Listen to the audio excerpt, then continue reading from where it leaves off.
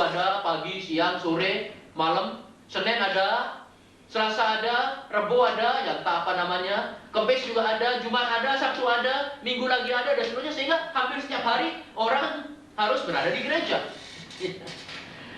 Saya tidak anti dengan setiap hari orang ada di gereja. Tapi harus ingat, orang punya kewajiban lain juga. Dan kesalehan itu bukan karena hanya duduk di gereja. Tidak berarti duduk gereja jadi saleh. Kedua, itu bukan dasar untuk diterima oleh Allah. Tidak ada dasar lain kecuali kematian Kristus. Bapak, kalau begitu kita tidak perlu banyak berdoa, tidak perlu banyak pergi gereja, tidak perlu banyak menginjil, tidak perlu banyak bersaksi dan sebagainya.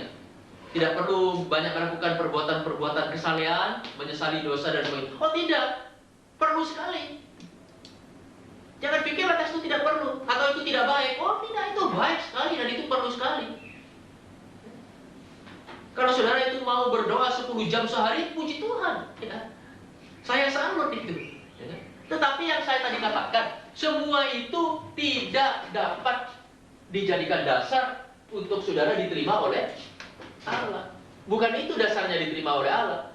Bukan karena, oh Tuhan saya berdoa tiap hari 10 jam. Oh Tuhan saya pergi ke gereja 7 hari seminggu, terimalah saya. Nah, itu kan sama seperti orang Farisi di dalam bait Allah tadi yang Yesus bilang. Orang Farisi itu bagaimana? Oh Tuhan, sambil menepuk dada ya. Tuhan, saya tidak seperti pemungut cukai itu. Saya tidak merampok, saya tidak berzina, saya malahan memberikan perpuluhan, saya malahan beribadat, berpuasa. Kita jadi orang Farisi nanti. Dan Yesus mengatakan orang itu ditolak oleh Allah. Bukan itu dasarnya. Tapi kematian Kristus. Kematian Kristus. Salib Kristus. Bersyukurlah untuk salib itu. Setiap kali saudara pergi ke gereja, ikut kebaktian dan melihat simbol salib di mimbar ya, atau di tembok di belakang, atau di depan gedung gereja, kadang-kadang salib dipasang di atas, bersyukurlah untuk itu. Syukur untuk salib Kristus. Tanpa salib itu, tidak ada seorang pun hari ini yang bisa berdiri di depan Allah dan diterima oleh Dia. Dan kita harus ingat, itu dasar pembenaran. Baik, sekarang kita teruskan ke 7 ya. 7 adalah syarat kebenaran. Bagaimana seseorang dapat dibenarkan? Nah ini tadi sebetulnya sudah saya uraikan barusan itu. Bagaimana seseorang dapat dibenarkan? Hanya oleh iman, hanya melalui iman, hanya dengan iman. Hanya oleh iman, hanya melalui iman, hanya dengan iman. Roma 3 ayat 24. Roma 3 ayat 24. 5 ayat 1. 5 ayat 1. Kisah Rasul 13 ayat 39. Kisah Rasul 13 ayat 39. Dan di dalam Dialah setiap orang yang percaya memperoleh pembebasan dari segala dosa yang tidak dapat kamu peroleh dari hukum Musa. Setiap orang yang percaya.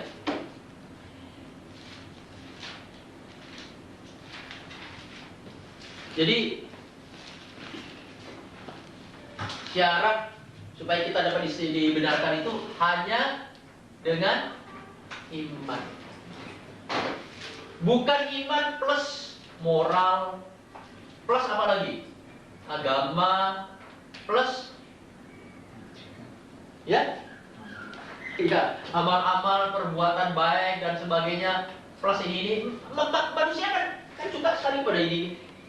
Suka sekali. Sadar nggak disadari, sering di bawah sadar manusia ada satu perasaan, wah kalau saya begini nanti diterima oleh Allah. Itu benih yang sudah ditanam sejak ribuan tahun yang lalu oleh iblis di dalam hati dan pikiran manusia, bahwa kalau melakukan ini, berbuat ini atau itu nanti diterima oleh Allah. Kita sudah, seluruh dunia, katanya Alkitab, seluruh dunia sudah tertipu oleh iblis, sudah diperdaya oleh konsep macam begitu. Sehingga manusia itu tidak lagi tahu bahwa apa yang dia lakukan sebetulnya tidak bisa membawa dia kepada Allah. Apapun juga, ya moral, ya amal-amal, ya agama. Sehingga Sehingga satu-satunya cara untuk dapat diterima oleh Allah, untuk dapat dibenarkan, bukan plus ini, plus ini, plus ini, hanya dengan iman saja. Iman saja. Nih, iman saja. Makanya ada nyanyian yang saya suka. Asal nyanyian itu dijelaskan maksudnya itu ya. Kadang-kadang orang itu tidak jelaskan maksudnya, sehingga lantas konsepnya lantas lain. Nyanyian itu mengatakan begini: percaya saja, percaya saja, percaya yang beri kita menang. Ya, saya suka istilah percaya saja. Nah, tapi harus dijelaskan. Percaya yang dasarnya apa? Ya, kematian Kristus di kayu salib. Itu satu-satunya dasar yang membuat kita dapat diterima oleh Allah, dapat dibenarkan oleh Allah. Hanya iman saja. Makanya Paulus mengatakan di dalam Roma pasal berapa itu, bahwa yang dia beritakan adalah berita iman. Saya senang dengan istilah berita iman itu. Coba tolong saya cari itu di mana ayat yang mengatakan firman iman, berita iman. Oh, Roma 10 ya. Roma 10 ayat 8. Roma 10 ayat 8. Coba mulai dengan ayat 4. Nah ini, Roma 10 mulai ayat 4. Sebab Kristus adalah kegenapan hukum Taurat, sehingga kebenaran diperoleh tiap-tiap orang yang percaya, yaitu iman. 5. Sebab Musa menulis tentang kebenaran karena hukum Taurat, orang yang melakukannya akan hidup karenanya. Nah, tetapi kebenaran karena iman berkata demikian: jangan katakan di dalam hatimu, siapakah akan naik ke sorga, yaitu untuk membawa Yesus turun. 7. Atau siapakah akan turun ke jurang maut, yaitu untuk membawa Kristus naik dari antara orang mati. 8. Tetapi apakah katanya? Ini, firman itu dekat kepadamu, yakni di dalam mulutmu dan di dalam hatimu. Itulah firman iman. Ya, iman saja, dengan iman saja, bukan plus ini, bukan plus itu. Itulah firman iman yang kami beritakan. Saya suka dengan istilah firman iman di sini. Itulah firman iman yang kami beritakan. Sebab jika kamu mengaku dengan mulutmu bahwa Yesus adalah Tuhan, dan percaya dalam hatimu bahwa Allah telah membangkitkan dia dari antara orang mati, maka kamu akan diselamatkan. 10. Karena dengan hati orang percaya dan dibenarkan. Apakah ayat ini mengatakan begini? Karena dengan hati orang percaya dan melakukan dan beragama dan melakukan amal-amal dan beribadah dan berpuasa dan dibenarkan? Tidak, bukan? Ayat ini hanya mengatakan dan dengan hati orang percaya dan dibenarkan. Begitu percaya, dibenarkan. Dan dengan mulut orang mengaku dan diselamatkan. 11. Karena kitab suci berkata, barang siapa yang percaya kepada dia tidak akan dipermalukan. Sebab tidak ada perbedaan antara orang Yahudi dan orang Yunani, karena Allah yang satu itu adalah Tuhan dari semua orang, kaya bagi semua orang yang berseru kepadanya. Sebab barang siapa yang berseru kepada nama Tuhan akan diselamatkan.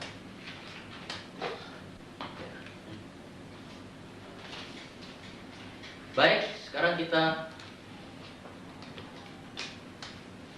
lihat yang ke-8. Apa akibat pembenaran? Akibat atau buah pembenaran. Efesus 2 ayat 10. Efesus 2 ayat 10. Karena kita ini buatan Allah, diciptakan dalam Kristus Yesus untuk melakukan pekerjaan baik yang dipersiapkan Allah sebelumnya. Ia mau supaya kita hidup di dalamnya.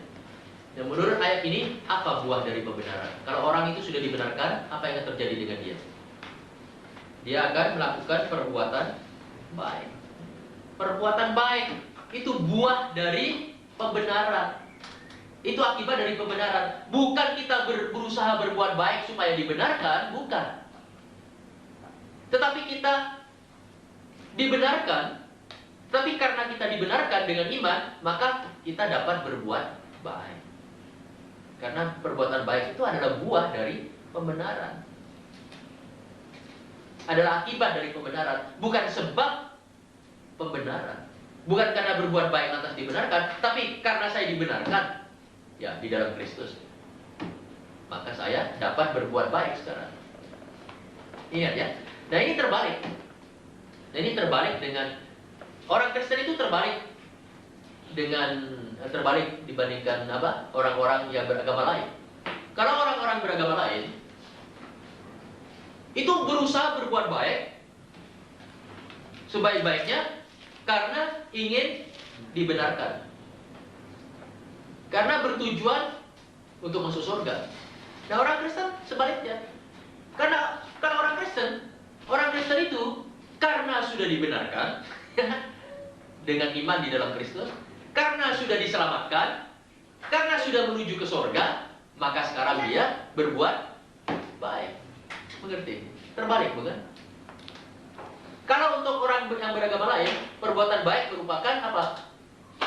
Merupakan ya, usaha untuk mencapai tujuan. Untuk orang Kristen, perbuatan baik merupakan apa? Buah dari ya, keselamatan yang sudah dia terima. Ini terbalik.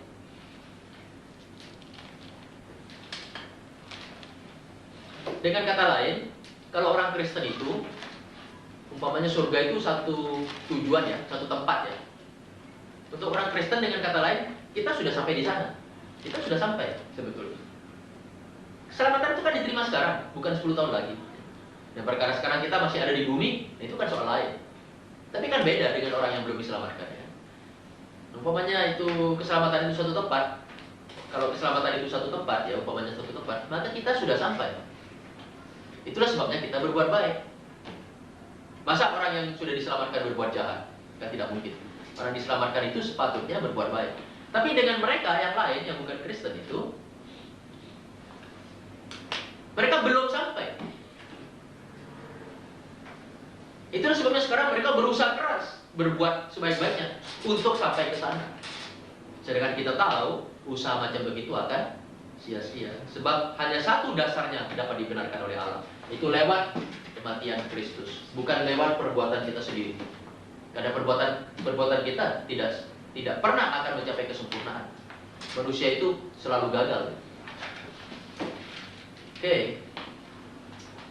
Mungkin Yakobus juga bisa kita kutip. Yakobus pasal 2 ayat 21 sampai 23. Yakobus pasal 2 ayat 21 sampai 23. Coba perhatikan ayat-ayat itu. Yakobus sesudah Ibrani. Bukankah Abraham bapa kita dibenarkan karena perbuatan-perbuatannya ketika ia mempersembahkan Ishak anaknya di atas mezbah? Nah, bagaimana? Seolah-olah ayat ini berbicara bahwa orang dibenarkan karena perbuatannya, bukan? Bukan. Lihat ayat 22. Kamu lihat bahwa iman bekerja sama dengan perbuatan-perbuatan, dan oleh perbuatan-perbuatan itu iman menjadi sempurna. 23. Dengan jalan demikian genaplah nas yang mengatakan, lalu percayalah Abraham kepada Allah, maka Allah memperhitungkan hal itu kepadanya sebagai kebenaran. Mengerti maksudnya? Maksudnya Abraham dengan iman menerima kebenaran dari Allah, bukan? Nah, dengan demikian dia menjadi orang benar, atau dinyatakan sebagai orang benar, diperhitungkan sebagai orang benar. Nah, karena dengan kata lain dia diselamatkan. Karena sekarang sudah diselamatkan, maka Abraham lantas berbuat baik. Itu maksudnya ayat-ayat itu. Dengan kata lain, perbuatan-perbuatan baik Abraham yang dilakukan oleh Abraham itu tidak lain adalah akibat kebenaran yang dia peroleh karena imannya.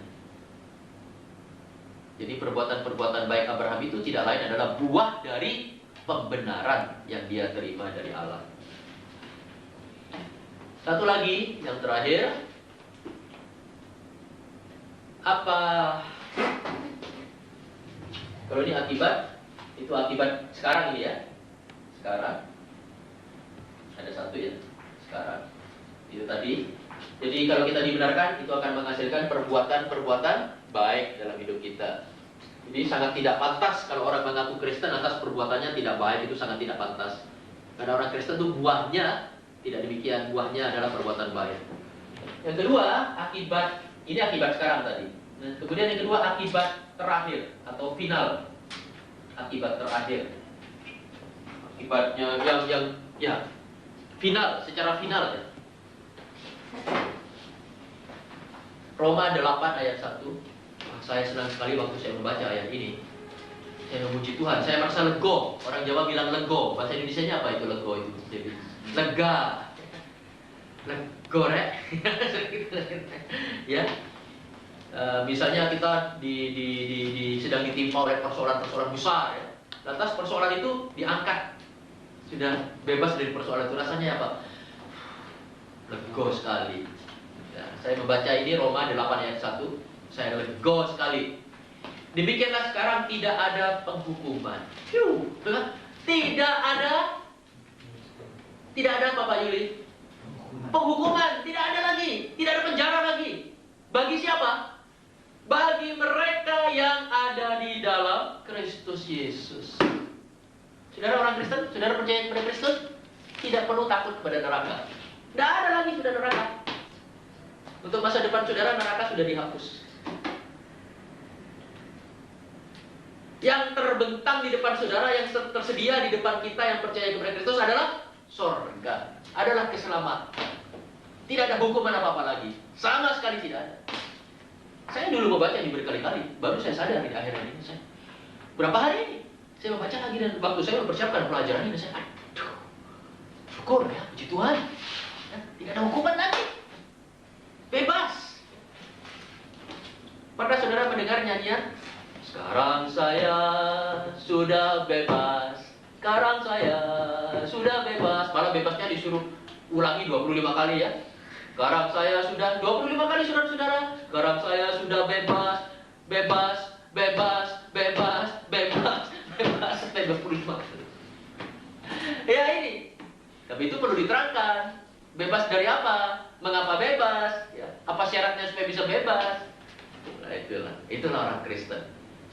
Di dalam Kristus tidak ada lagi penghukuman. Ya, puji Tuhan. Kalau mau menghafalkan ayat ini, salah satu ayat yang bagus untuk dihafalkan. Demikianlah sekarang tidak ada penghukuman bagi mereka yang ada di dalam Kristus Yesus. Ya. Kita sudah bebas, sebebas-bebasnya dari hukuman.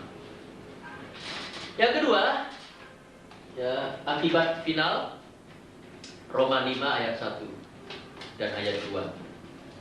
Sebab itu kita yang dibenarkan karena iman, kita hidup dalam damai sejahtera dengan Allah oleh karena Tuhan kita Yesus Kristus. Oleh Dia kita juga beroleh jalan masuk oleh iman kepada kasih karunia ini. Di dalam kasih karunia ini kita berdiri dan kita berpegang dalam pengharapan akan menerima kemuliaan Allah. Ada apa menurut ayat 1, Roma 5 ayat 1? Kita hidup dalam damai sejahtera dengan Allah. Damai sejahtera dengan Allah. Saudara, di dunia ini yang paling didambakan oleh manusia apa? Dalam bahasa Inggrisnya disebut peace. Mengerti artinya peace?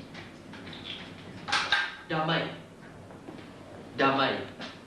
Nah, lihat itu PBB ya, PBB, Perserikatan Bangsa-Bangsa, seringkali mengadakan rapat, pertemuan untuk membicarakan apa? Membicarakan peace, membicarakan damai di bumi ini. Tapi kita tahu di bumi belum ada damai yang sesungguhnya. Di sana sini masih ada perang. Banyak peperangan masih terjadi. Bahkan sekarang ini saja, saat sekarang ini pun, misalnya satu peperangan yang sedang terjadi di mana? Di Jazirah Arab, yaitu antara negara Yaman Selatan sedang berperang dengan Yaman Utara. Jadi orang-orang Arab yang di Yaman Utara sekarang berperang dengan orang-orang Arab yang di Yaman Selatan. Bagaimana dengan di Afrika misalnya? Seperti di Rwanda, negara Rwanda itu. Itu para pemberontak berperang dengan pasukan pemerintah misalnya. Dan ada banyak di bagian lain di dunia masih terjadi peperangan-peperangan. Ini yang paling didambakan oleh manusia. Manusia menginginkan damai, tapi damai tidak ada. Kenapa? Karena manusia tidak mau menerima Kristus. Karena damai itu dimulai dari dalam hati seseorang. Kalau di sini ada damai, maka hubungan dengan orang lain juga damai. Kenapa hubungan dengan orang lain tidak damai? Karena di sini tidak ada damai. Dan damai itu diperoleh lewat ya karena kita sudah dibenarkan oleh Allah lewat iman kepada Kristus.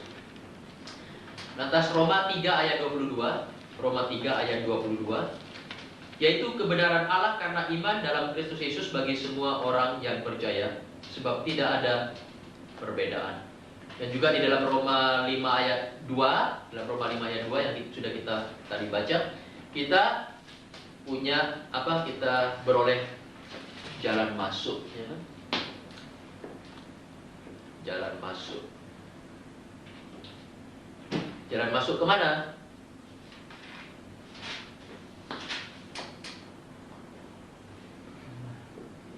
Jalan masuk kepada Allah. Roma 5 ayat 2 itu. Jalan masuk untuk menerima segala pengharapan dari Tuhan. Ini pembenaran, justifikasi. Ini adalah satu doktrin yang sangat indah, doktrin yang besar, yang penting di dalam Alkitab, yang sangat indah sekali, yang patut kita pelajari dalam-dalam. Dan makin kita mempelajari doktrin justifikasi ini, maka makin kita akan penuh dengan damai sentosa Allah. Kita tahu posisi kita, menyadari fungsi-fungsi kita sebagai anak Allah dan sebagainya. Dan kita bisa tambah yakin akan keselamatan kita, serta tambah nyata dengan akan pengharapan-pengharapan kita di dalam Tuhan Yesus. Kita akan membahas istilah baru lagi yang berkaitan dengan keselamatan, yang dinamakan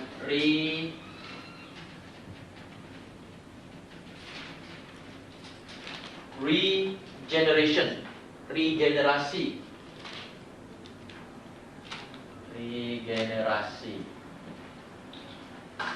Regeneration. Regenerasi. Nah, regenerasi ini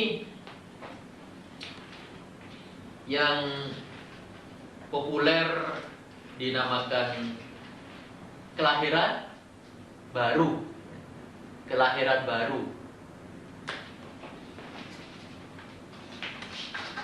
Jadi kita pakai istilah kelahiran baru di sini.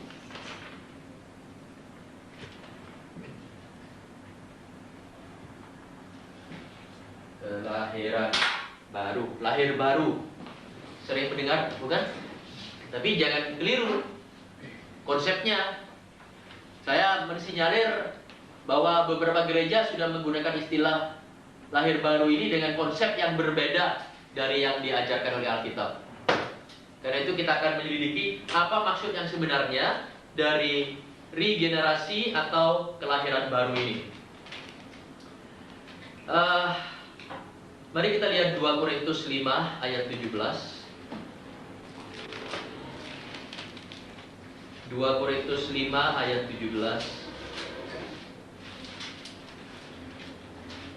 Yang sudah hafal, coba bisa menyebutkan ayat itu. Jadi siapa yang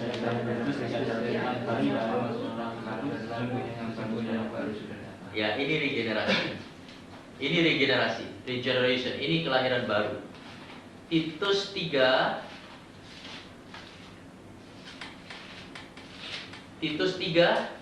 ayat 5. Ayat 5. Pada waktu itu dia telah menyelamatkan kita, bukan karena perbuatan baik yang telah kita lakukan, tapi karena rahmat-Nya oleh permandian kelahiran kembali. Permandian di sini bukan baptisan ya, tetapi permandian kelahiran kembali. Maksudnya disucikan, dibersihkan. Orang mandi itu kan dari kotor jadi bersih. Dibersihkan lewat kelahiran kembali. Dan oleh pembaharuan yang dikerjakan oleh Roh Kudus. Jadi kelahiran kembali atau regenerasi ini tidak lain adalah dijadikan hidup baru. Dijadikan hidup baru. dijadikan hidup baru. Dan jelas ini adalah keselamatan. Keselamatan itu tidak lain, saudara mengalami hidup baru. Betul? Meninggalkan hidup yang lama, masuk ke dalam satu kualitas hidup yang baru. Kita akan melihat beberapa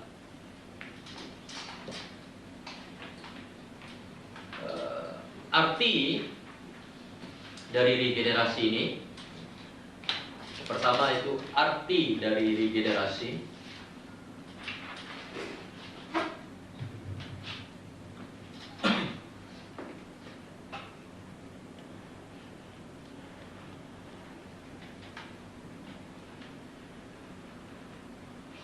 Arti regenerasi pertama,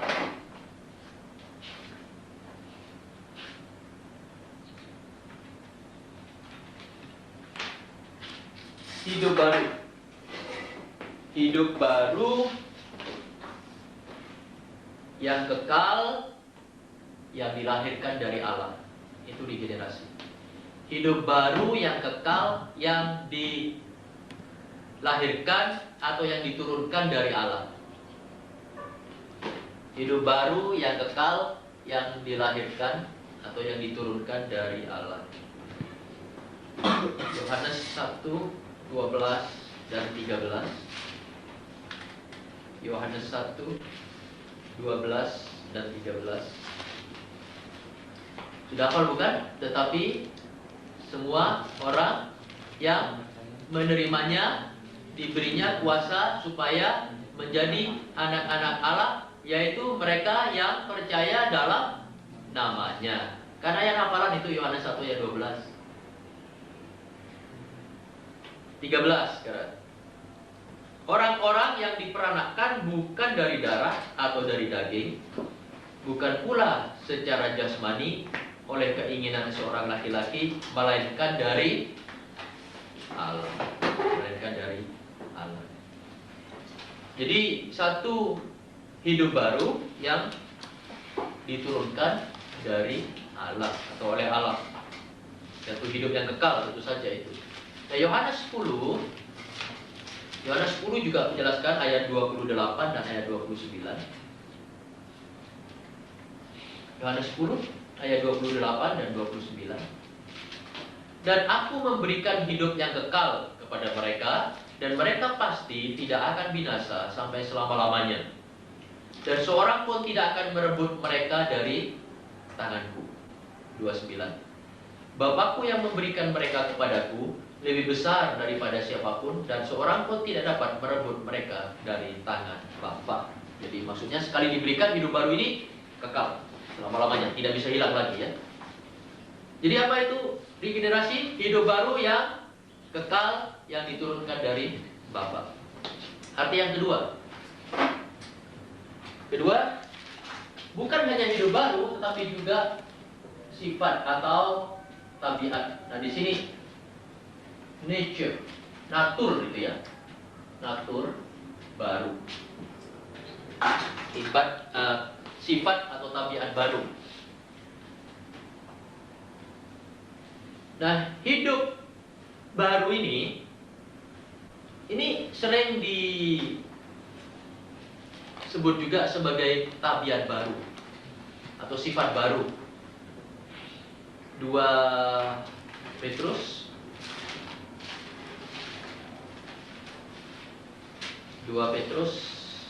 1 ayat 4. 2 Petrus 1 ayat 4.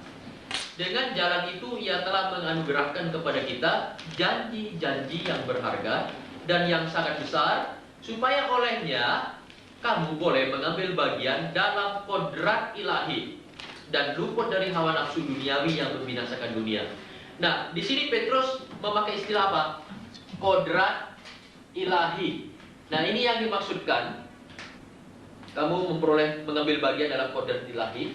Ini yang dimaksudkan dengan sifat atau tabiat baru. Maksudnya, dalam regenerasi itu orang memperoleh sifat ilahi, memperoleh tabiat ilahi. Dulunya dia tidak memiliki tabiat ilahi. Dulunya dia, sebelum ini dia tidak mempunyai sifat ilahi. Nah, pada waktu regenerasi, yaitu karena dia percaya kepada Kristus, dia dilahirkan kembali, dia menerima atau mendapat dari Allah satu tabiat baru yang namanya tabiat ilahi atau sifat ilahi. Itu arti dari regenerasi. Hidup baru, tabiat baru, lantas apa lagi? Maksud daripada regenerasi itu yang ketiga itu adalah kelahiran dari roh, dilahirkan oleh roh, dilahirkan dari roh, ya. Dilahirkan dari roh, maksudnya dari roh Allah. Nah, ini yang sering di gereja-gereja nyimpang dari maksud yang sebenarnya. Banyak gereja itu mengartikan kelahiran baru tidak lain karena dilahirkan dari roh, tidak lain lantas orang itu lompat-lompat, mencak-mencak, jingkrak-jingkrak. Kalau belum begitu belum dilahirkan baru. Atau berbicara satu bahasa yang aneh-aneh, kalau belum begitu belum dilahirkan baru. Ini tidak ada hubungannya sama sekali dengan itu. Tidak ada sama sekali hubungannya. Dan terus terang konsep macam begitu tuh menggelikan dan aneh, gitu ya, lucu. Jadi regenerasi tidak lain bahwa orang-orang percaya itu dilahirkan kembali oleh Roh Kudus. Jadi maksudnya Roh Kudus, dan dilahirkan kembali oleh Roh Kudus ini maksudnya Roh Kudus memberikan hidup kepada dia. Dulunya dia akan mati di dalam dosa kan? Dia percaya kepada Yesus, dia dilahirkan kembali, maksudnya dilahirkan dari roh. Maksudnya begini, saudara pernah melihat bayi yang baru lahir? Apa kesan saudara itu? Kalau melihat bayi baru lahir, dulu tidak ada, sekarang ada. Ya. Oke? Dulu tidak ada, sekarang muncul satu kehidupan baru, ya kan? Bayi baru lahir, adik saya baru lahir, satu hidup baru, ya. Muncul, nongol ke dunia ini, satu kehidupan baru. Begitu juga dilahirkan oleh roh. Dulunya kita mati di dalam dosa, tidak ada kehidupan secara rohani, tidak ada. Kita mati secara rohani. Tapi sekarang kita hidup. Oleh Roh Kudus diberi hidup baru, hidup rohani. Itu maksudnya lahir dari roh. Yohanes 3 ayat 5 dan 6. Ayat 5 dan 6. Jawab Yesus, aku berkata kepadamu, sesungguhnya jika seorang tidak dilahirkan dari air dan roh, air di sini bisa berarti firman Tuhan, ia tidak dapat masuk ke dalam kerajaan Allah. 6. Apa saja yang dilahirkan dari daging adalah daging, dan apa yang dilahirkan dari roh adalah roh. Nah, maksudnya dalam ayat 5 itu orang tidak dilahirkan baru karena dibaptiskan. Air di sini bukan berarti baptisan. Apakah ini mengatakan dari, bagaimana ejaannya ini? A, I, R, bukan? Jika seorang tidak dilahirkan dari A, I, R, nah bagaimana you membaca itu? Bagaimana saudara membaca A, I, R? Air, apakah lantas dibaca begini? Jika seorang tidak dilahirkan dari baptisan, bukan. A, I, R ya air, bukan baptisan. Nah, air itu tidak selalu berarti baptisan. Ada air sungai, air samudera. Sering Alkitab digambarkan sebagai air. Roh Kudus juga itu sering digambarkan sebagai air sungai hidup yang mengalir di dalam diri kita yang percaya. Jadi ini bukan baptisan ya. Nah, banyak orang merasa kalau kamu dibaptiskan nanti kamu dilahirkan baru. Makanya setelah dibaptiskan lantas jingkrak, lahir baru. Wah, ini konsep macam begini lucu sekali itu. Ini sangat tidak alkitabiah. Itu menunjukkan juga kedangkalan pengertian terhadap Alkitab. Dan juga itu satu penafsiran yang sangat sembrono terhadap firman Tuhan itu. Jadi kita dilahirkan dari roh. Oke? Lantas ayat 6, apa yang dilahirkan dari daging adalah daging, apa yang dilahirkan dari roh adalah roh. Maksudnya roh memberikan hidup baru. Hidup yang kita terima dari daging, dari ayah dan ibu kita, itu hidup yang lama. Tapi kemudian kita percaya Yesus, nah roh memberikan hidup yang lain. Hidup yang lain inilah, hidup rohani itulah yang disebut, ya, disebut apa? Hidup yang baru. Nah itu dikerjakan oleh Roh Kudus dalam diri kita pada waktu kita percaya. Makanya arti dari regenerasi adalah dilahirkan dari roh. Itu artinya, maksudnya. Nomor 4. Nomor 4 artinya, arti regenerasi adalah Allah Bapa menjadi Bapa rohani kita.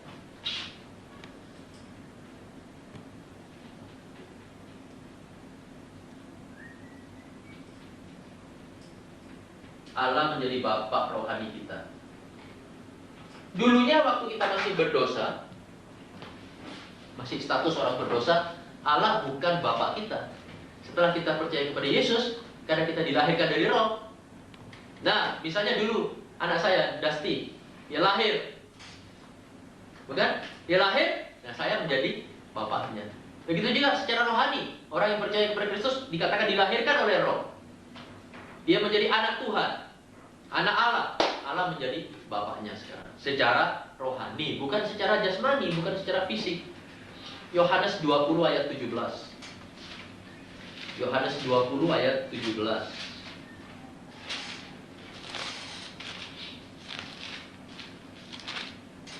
Kata Yesus kepadanya, "Janganlah engkau memegang aku, sebab aku belum pergi kepada Bapa, tetapi pergilah kepada saudara-saudaraku dan katakanlah kepada mereka bahwa sekarang aku akan pergi kepada Bapakku dan Bapakmu."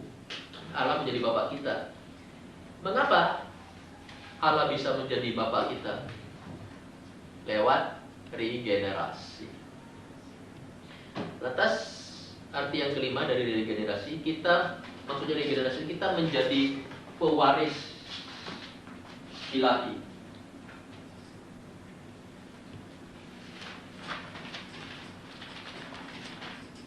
Menjadi pewaris ilahi. Jadi setiap orang yang dilahirkan kembali karena percaya kepada Kristus, dia adalah pewaris ilahi. Kita harus menyadari ini, bahwa kita memiliki warisan yang luar biasa ya. Maksudnya apa yang Allah punya, tadinya dia kan sudah jadi Bapak kita, bukan? Apa yang dia punya, ya itu kita punya. Kita akan ikut menikmati itu bersama-sama dengan dia. Roma 8 ayat 17. Roma 8 ayat 17. Dan jika kita adalah anak, maka kita juga adalah ahli waris. Maksudnya orang-orang yang, apa maksudnya ahli waris? Orang-orang yang berhak menerima janji-janji Allah, yang akan menerimanya bersama-sama dengan Kristus, yaitu jika kita menderita bersama-sama dengan Dia, supaya kita juga dipermuliakan bersama-sama dengan Dia. Dengan perkataan lain, menjadi orang Kristen itu berarti menjadi, atau sama saja artinya dengan menjadi orang yang kaya raya. Kaya raya. Nah, mungkin sekarang kita belum menikmati itu. Loh, namanya pewaris, ahli waris. Misalnya ayah saudara punya sebidang sawah. Saudara anaknya dia. Berarti saudara yang akan mewarisi tanah sawah itu, bukan? Nah, selama ayah masih hidup, ya mungkin saudara tidak bisa menikmati itu sekarang. Namanya ahli waris, nanti. Jangan khawatir, nanti pada waktunya itu akan menjadi milik saudara. Nah, sama dengan ini. Seluruh alam semesta, seluruh ciptaan Allah, segala sesuatu yang Allah punya, hak Dia dan semuanya, kita akan ikut mewarisi itu nanti. Kita paling kaya. Jangan terpesona dengan orang-orang dunia yang di luar Tuhan yang kaya raya sekarang. Jangan itu kaget dengan orang-orang yang mendapat kekayaan yang diberi oleh setan-setannya. Banyak orang kaya diberi oleh setan, ya dengan menjual nyawanya itu nanti kalau mati dia ikut setan nyawanya. Jangan heran dengan itu, biarkan saja. Kita jauh lebih kaya dari mereka, jauh lebih kaya. Malahan jiwa kita diselamatkan, kita masih diberi segala sesuatu bersama-sama dengan itu. Jadi Allah kita adalah Allah yang sangat baik. Allah di dalam Kristus Yesus adalah Allah yang sangat baik. Saudara pernah tahu nyanyian? Oh, God is good. Allah itu baik. Allah itu baik. Nah, bagaimana bisa menjelaskan Allah itu baik? Di antaranya adalah melalui pengertian ini. Allah itu Allah yang baik sekali. Nah, saudara tidak perlu minder. Kita tidak perlu minder. Tahu minder? Rendah diri. Kalau jumpa orang-orang kaya, kita Kalau kita orang Kristen, kita jauh lebih kaya dari mereka. Tunggu waktunya nanti, kekayaan kita akan dinyatakan. Karena kita adalah para ahli waris ilahi. Puji Tuhan untuk hal ini. Jadi saudara-saudara, yang kita baru pelajari ini adalah arti dari regenerasi atau kelahiran baru secara positif, ya. Dari segi positif. Jadi kelahiran baru itu adalah hidup baru, tabiat baru, yaitu tabiat ilahi, dilahirkan dari roh, Allah menjadi Bapa rohani kita, dan kita menjadi pewaris ilahi, menjadi anak-anak Allah. Nah, regenerasi ini kelahiran baru ini lebih bersangkut paut dengan soal ini sifat anak Allah. Sangkut paut dengan masalah sifat anak Allah. Lain dengan adopsi. Di dalam Alkitab ada istilah lain, yaitu adopsi.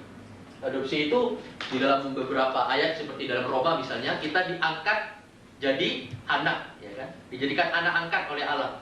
Nah, itu bukan itu sebenarnya sama saja dengan, hampir sama dengan ini. Dalam regenerasi kelahiran baru kita menjadi anak Allah, ya. Tetapi hanya tekanannya yang berbeda. Tekanannya kalau kelahiran baru atau regenerasi itu tekanannya pada masalah sifat seorang anak Allah, yaitu dia punya hidup baru, punya sifat baru, dilahirkan dari roh dan sebagainya. Tetapi adopsi, ya, diangkat menjadi anak oleh Allah. Adopsi itu tekanannya lebih pada posisi atau kedudukan kita. Sebagai orang yang percaya, kita mempunyai kedudukan sebagai anak. Di posisi adopsi itu lebih lebih menekankan masalah posisi kita. Tapi regenerasi lebih menekankan masalah sifat kita sebagai anak Allah. Nah, sekarang tadi kita sudah mempelajari apa arti dilahirkan baru secara positif. Nah, sekarang kita coba melihat, ya, kelahiran baru dari segi secara negatif. Maksudnya kelahiran baru itu bukan apa. Nah, kalau ini secara positif, kelahiran baru itu ialah ini. Nah, sekarang supaya lebih terang kita akan melihat bahwa kelahiran baru itu bukan ini, ya, supaya tidak kabur. Yang pertama, kelahiran baru itu bukan kelahiran alamiah. Bukan kelahiran alamiah. Jadi seperti saudara lahir di dunia kapan misalnya? Tanggal 5 April tahun 1975 misalnya. Itu tanggal lahir saya, 5 April 1975 misalnya, ya. Ada seorang yang lahir pada tanggal sekian. Itu kan kelahiran alamiah, bukan? Dia dilahirkan oleh seorang ibu. Nah, ini bukan kelahiran baru namanya. Bukan. Yesus mengatakan itu apa yang dilahirkan dari daging adalah daging. Itu kelahiran alamiah. Itu lain, itu bukan kelahiran baru. Dan apa yang dilahirkan dari roh adalah roh. Nah, kelahiran baru itu adalah kelahiran dari roh, itu lain. Oke, jadi itu yang pertama. Dari segi negatif, kelahiran baru bukan kelahiran alamiah. Jadi dengan demikian kita mengerti kita tidak bisa mewarisi kerajaan surga atau tidak bisa diselamatkan hanya gara-gara orang tua kita Kristen.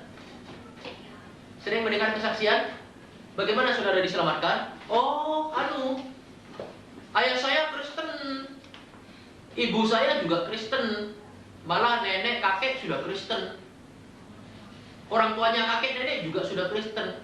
Sehingga perut yang mengandung saya ini, rahim yang mengandung saya dulu itu adalah rahim Kristen. Jadi saya lahir Kristen. Yesus bilang, apa yang dilahirkan dari daging adalah daging. Itu lain, itu tidak bisa mewarisi kerajaan surga. Orang tidak jadi Kristen bukan karena gara-gara pernah dikandung dan dilahirkan dari rahim Kristen, bukan. Jadi kelahiran baru bukan kelahiran alamiah. Lantas yang kedua,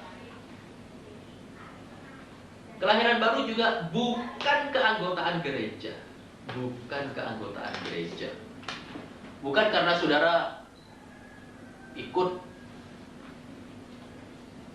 dalam kebaktian satu gereja, dengan setia hadir di kebaktian itu, kemudian mendapat kartu anggota, lantas saudara merasa menjadi anggota kerajaan Allah atau dilahirkan baru dengan itu. Tidak. Walaupun saudara memiliki kartu keanggotaan gereja, itu tidak menjamin bahwa saudara lahir baru, karena orang tidak dilahirkan baru lewat menjadi anggota gereja. Dan kelahiran baru itu sendiri bukan keanggotaan suatu gereja, entah pun gereja apa saja, entah gereja apa saja. Kartu anggota gereja itu kan buatan manusia, dan itu tidak berarti apa-apa dalam kaitan dengan keselamatan. Yang nomor tiga, kelahiran baru itu bukan baptisan. Bukan baptisan. Jadi bukan karena dibaptiskan air lantas saudara jadi lahir baru. Tidak. Tapi karena saudara sudah lahir baru, diselamatkan, maka saudara dibaptiskan untuk apa? Baptisan air itu apa fungsinya? Kesaksian. Untuk memberikan kesaksian kepada umum bahwa saya ini sudah anak Allah, bahwa saya ini sudah percaya pada Yesus, bahwa saya ini sudah dilahirkan baru, maka sekarang saya dibaptiskan air. Bukan baptisan air itu menjadikan saudara lahir baru. Ya.